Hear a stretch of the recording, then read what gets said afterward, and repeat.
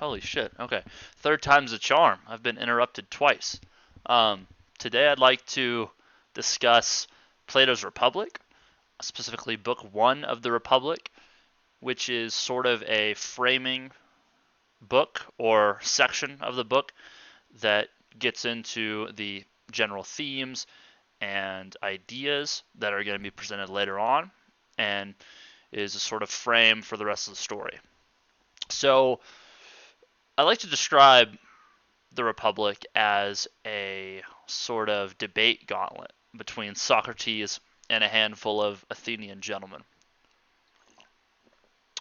And through this debate gauntlet or dialogue that he has with these gentlemen, he articulates the idea, or Plato articulates the idea of the ideal virtuous man, what constitutes a just individual.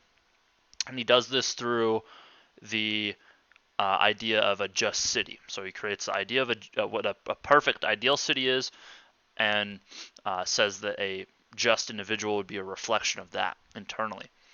Now, book one, like I said, is a sort of framing book that's used to present the initial ideas that are going to be expounded upon later on. So go ahead and get into the plot of the book, which is fairly simple. There's not much going on. It's mostly dialogue. It's called a dialogue for a reason. So, the beginning, we have Socrates and his companion, Glaucon, who happens to be Plato's brother. And Socrates and Glaucon go down to Piraeus. Now, Piraeus is going to be the port city of Athens. It's where all the commerce and trade happens. It's where a whole bunch of foreigners live, otherwise known as metics.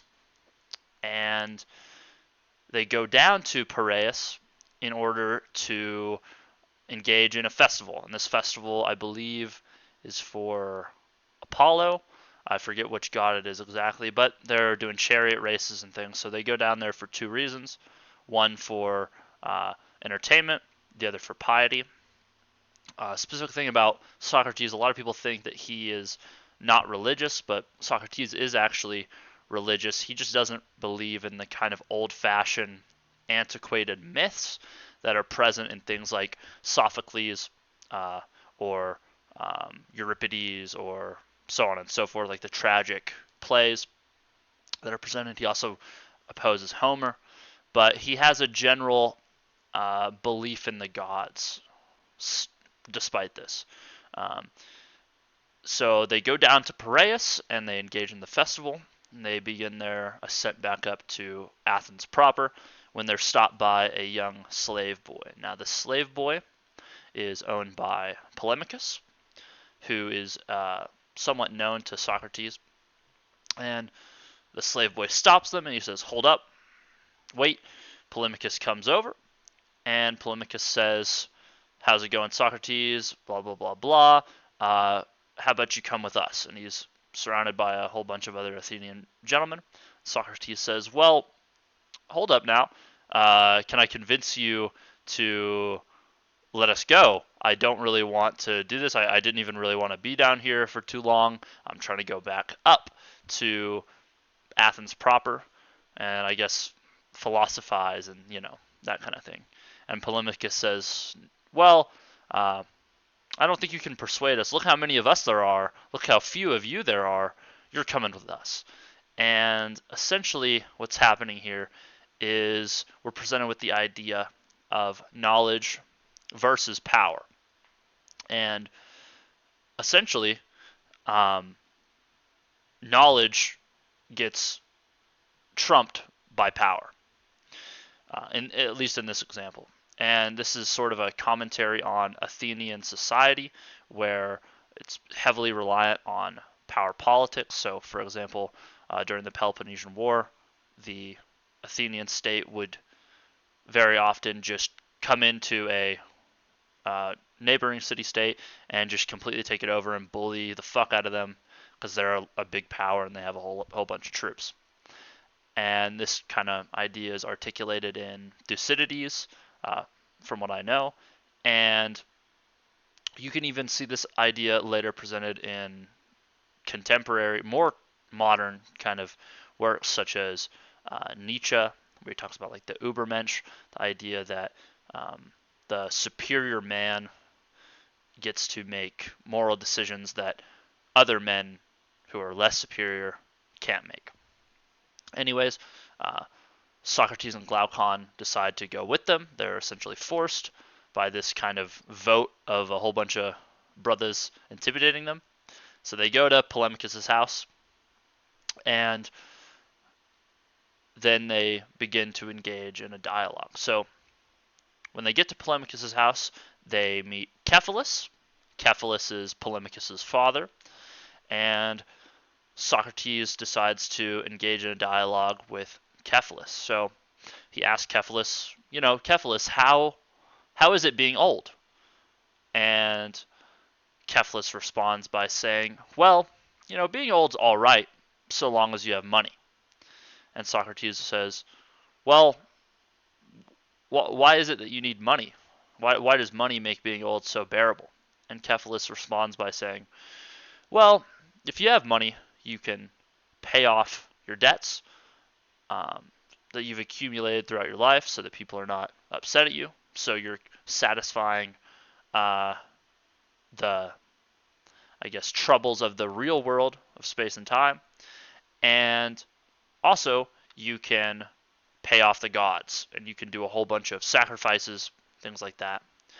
And now when you go to, I guess, whatever the Greek analog of hell is, I guess Hades. When you go to Hades, the gods will favor you, and you'll have a pretty good time in the afterlife. And Socrates says, well, okay, I kind of see where you're coming from, right? The idea of paying your debts, paying what's owed to you, that's a relatively good idea. And he says, but let me give you an example.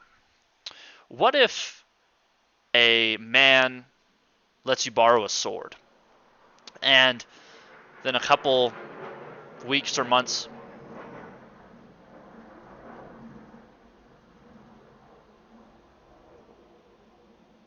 sorry, a plane is flying over. A couple weeks or months later, the guy comes back and he's obviously crazy. He's deranged, foaming at the mouth.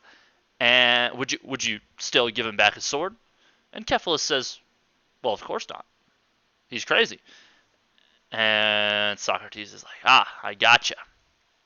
And this example isn't picked for some arbitrary reason. This is a very curated example because Cephalus is obviously selfish. So Socrates provides him with an example that speaks to his selfish nature.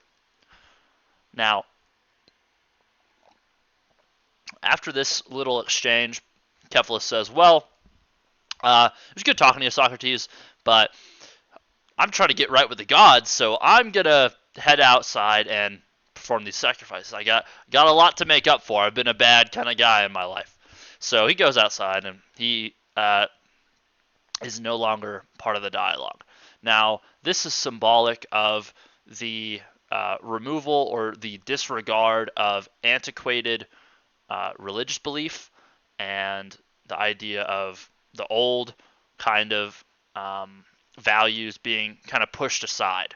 We want the new kind of values that Plato is trying to present us.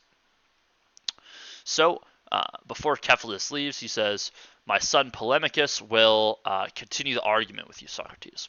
Socrates says, okay.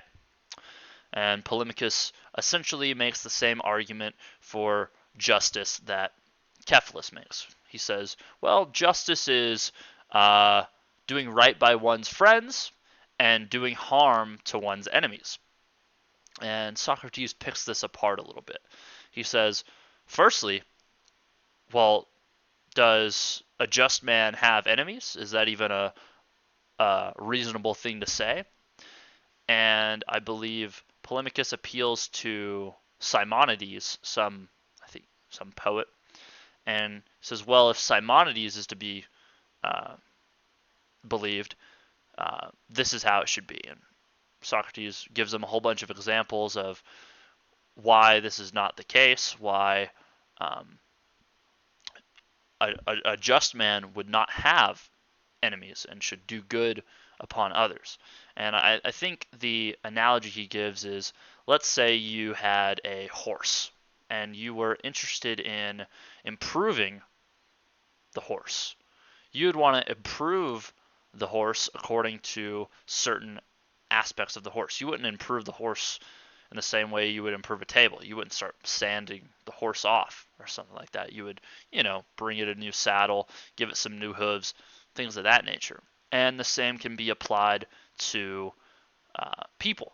You don't want to, you want to improve your fellow man. And it's not only going to improve them, but it's also going to improve you and the society, broadly speaking. And Polemachus says, okay, that's, fair enough, fair enough. And he says, I no longer agree with Simonides. I agree with you, Socrates.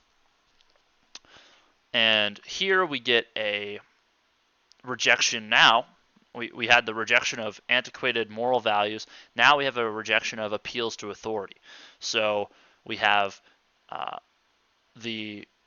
guess you could say, the idea of presenting your own arguments rather than appealing to somebody else's.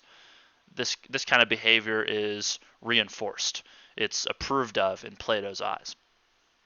So after he has this discussion with Polemachus, we get the discussion with another man named Thrasymachus. Now, Thrasymachus inserts himself into the conversation, and he's compared by Plato to a wild animal, to a kind of beast, to a lion. All these kinds of natural and predatory symbolism.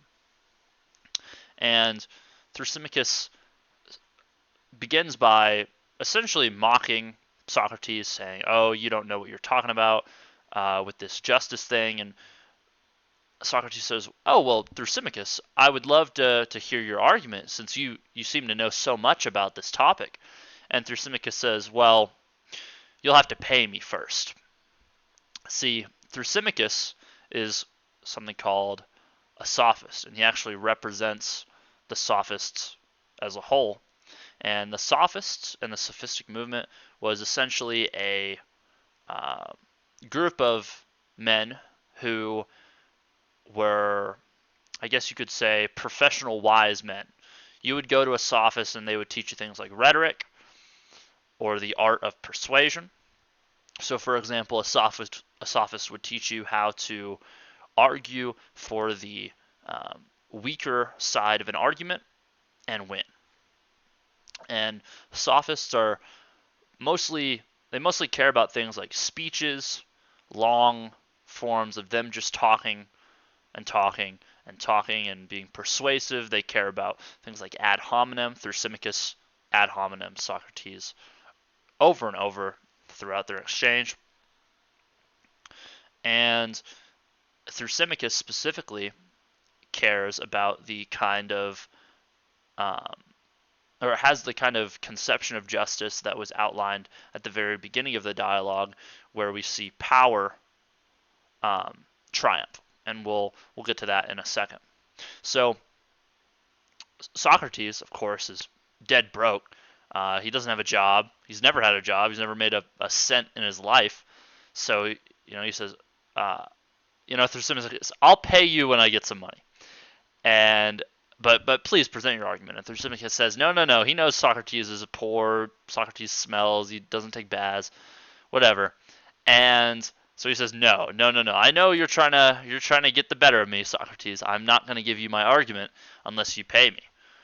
And so, of course, Socrates says, well, I guess we're not going to have this argument. But the gentlemen around them in the room, remember, there are a whole group of guys watching this go down. And a few of them, I think it was Glaucon and Polemachus specifically, say, here's some money, Thrasymachus, some drachma, some coin. Take this money and speak. And of course, Thrasymachus speaks. He's very satisfied now that he's paid. And he says, well, justice is the advantage of the stronger. Okay, and then he waits for everybody to hype him up or something.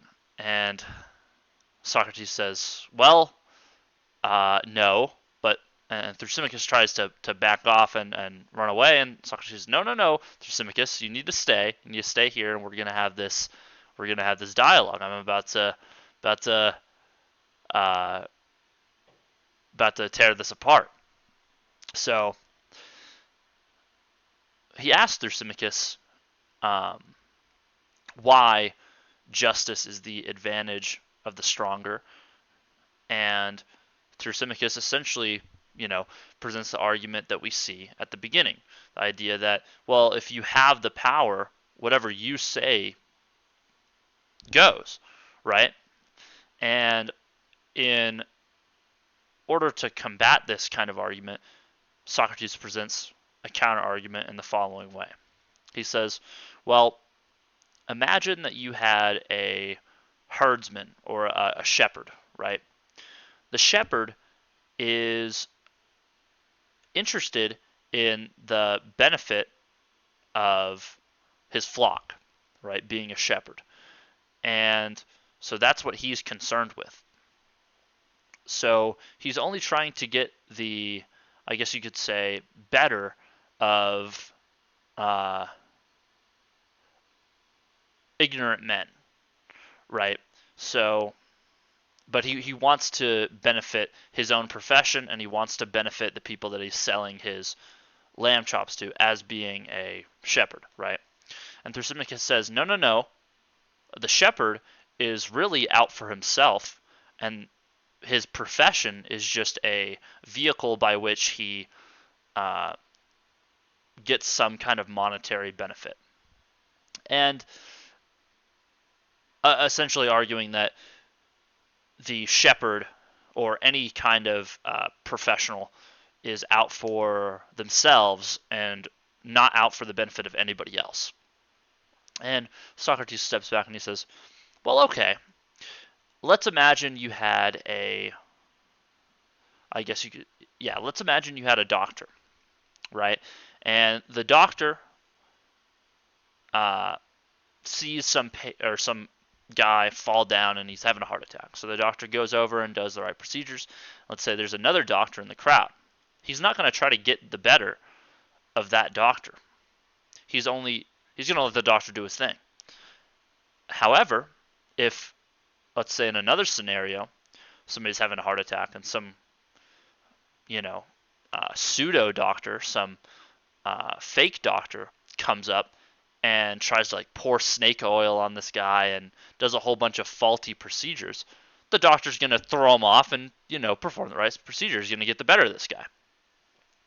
So essentially what Socrates is arguing is that professionals are only out to get the better of people who are ignorant. People who are knowledgeable are they don't worry about them. So like the doctor, he's going to allow this other doctor to perform the proper procedures on the guy having a heart attack, right?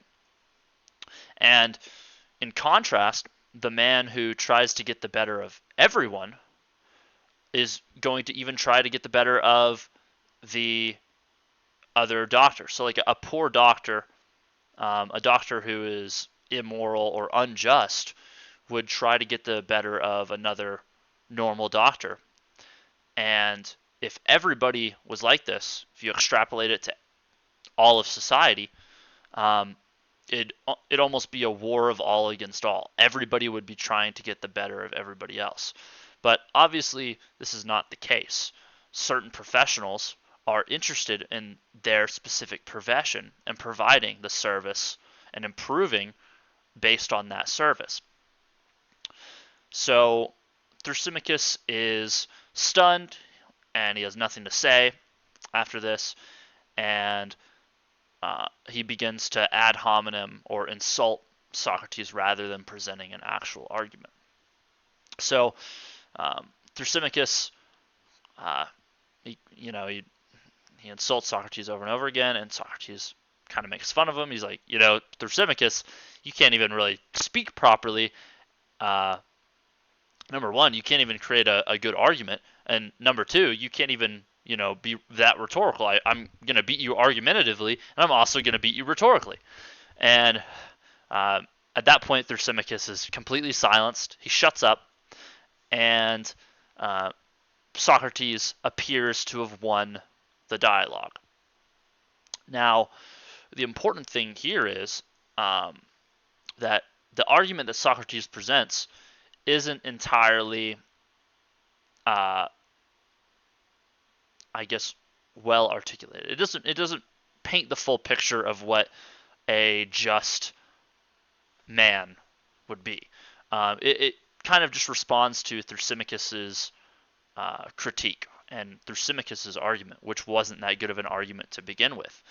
And this is actually noted by Glaucon and his brother Adeimantus in the following book. And what this does is allow for Adeimantus and Glaucon to become interested in the furthering of the dialogue, and the gears in their heads start spinning, and they start developing their own arguments.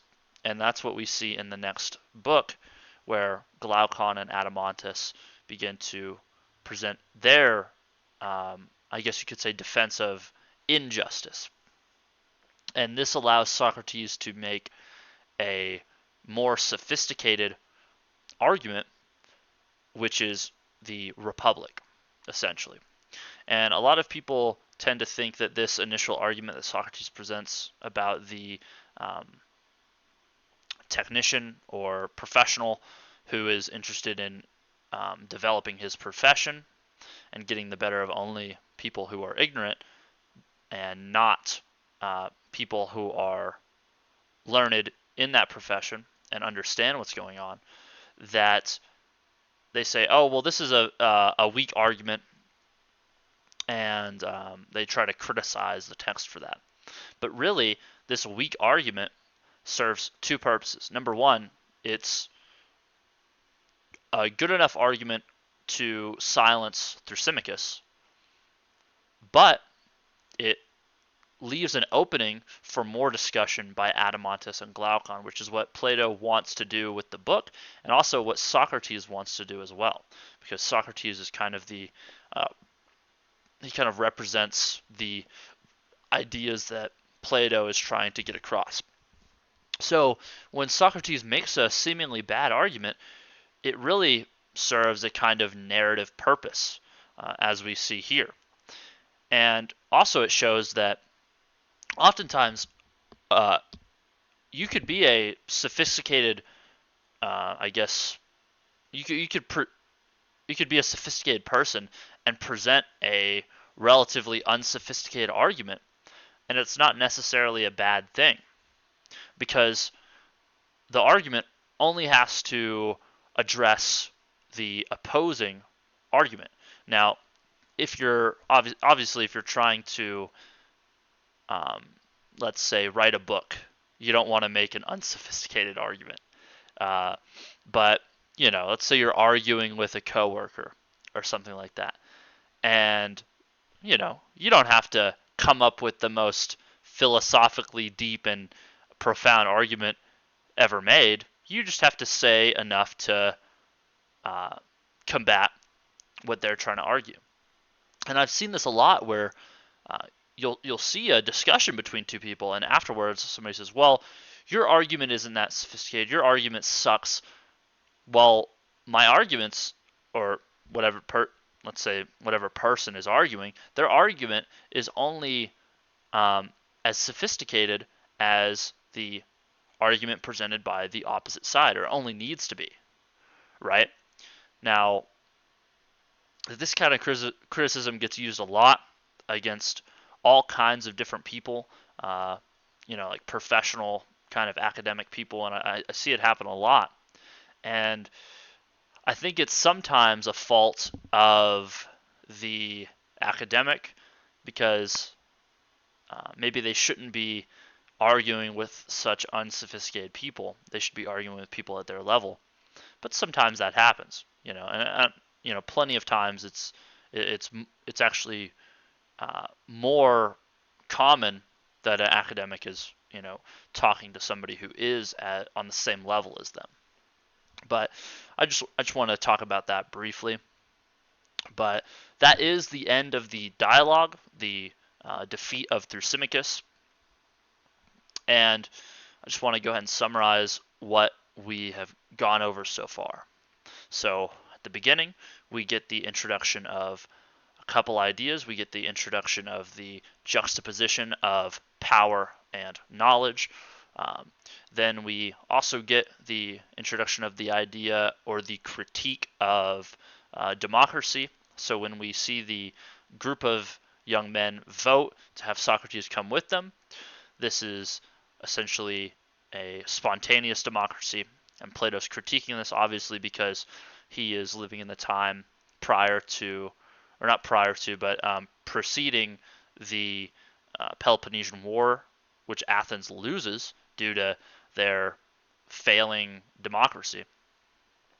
And then we move into the discussion with Cephalus, in which we see a criticism of antiquated moral values and a reliance on piety over reason. So when Cephalus says things like, I'm going to do these sacrifices and I'm going to get right with the gods, and all of the immoral things I've done in my life are going to be wiped clean. Well, Socrates or Plato would say something like, well, maybe you should have never done those immoral things in the first place, and how do you really know that the gods are going to give you a pass for this? You don't really know that. Then we get the discussion with Polemachus, where Socrates presents the idea of a profession and the fact that every professional in a certain profession is going to do good by that profession. So, for example, if they were interested in horsemanship, they're going to improve the horse. They're not going to improve it as you might improve furniture. They're going to improve it as you might improve a horse. And you should apply that kind of logic to your moral consideration and your behavior with others. So, for example, Socrates is a man of wisdom, so he believes that his duty would be to improve others through education. Then we get the discussion with Thrasymachus, where he presents the idea that the stronger is the just, and Socrates tears this apart and essentially says, well, this is only true insofar as people are taking advantage of the ignorant. But people typically don't take advantage of the learned, and if they did, if everybody was taking advantage of everybody all the time, and everybody was playing these kind of power politics, society would crumble, and this is just not a conceivable way to act for everybody, which obviously Thrasymachus rejects because he's ultimately selfish in nature. He doesn't care about other people. He doesn't care if he doesn't think about, well, what if everybody acted like this? He wants to act like this, and he only cares about himself.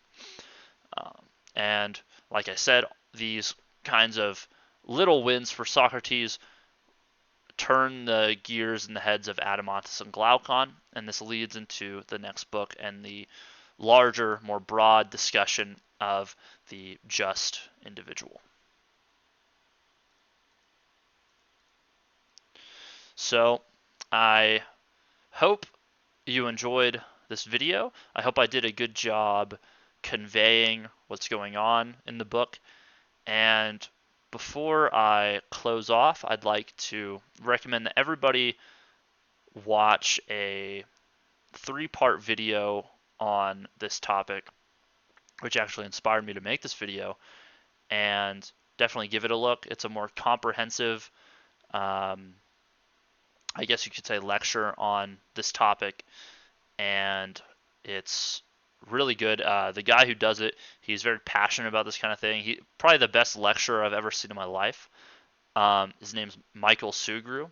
He recently passed away, and but most of his lectures from the 90s are on YouTube, and I mean, it's a gold mine of content. And if you're interested in this kind of thing, like philosophy and literature and the history of ideas, it's a really good place to start.